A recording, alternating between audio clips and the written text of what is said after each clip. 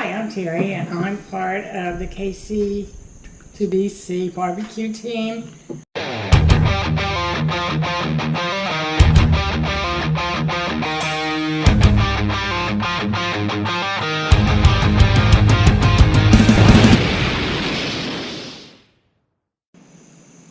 So our very first competition in Pensacola, Florida was the first week in March. So in Pensacola, Florida in March, it should be, I don't know, 70, 65, 70 all day long, and warmer than that even. And at night, it shouldn't get any colder than about in the upper 50s. Well, not this weekend, because we're going to have competition. So we get there and we get it all set up, and we've got it all decorated like a luau. The tables had skirts, everything looked so pretty.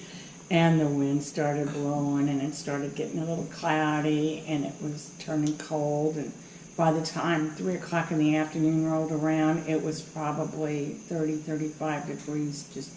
We were wrapped ourselves in blankets and trying to walk around with all those blankets around us and sleeping bags, and you couldn't sit in the chair because the chairs were too cold with the air coming up underneath them.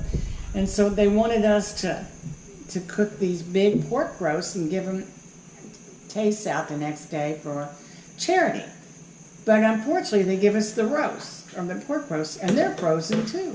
And so we spent that day trying to defrost these pork roasts in 32 degrees weather outside, so we could not get anything but cold water. So we have this coffee pot, a Mr. Coffee.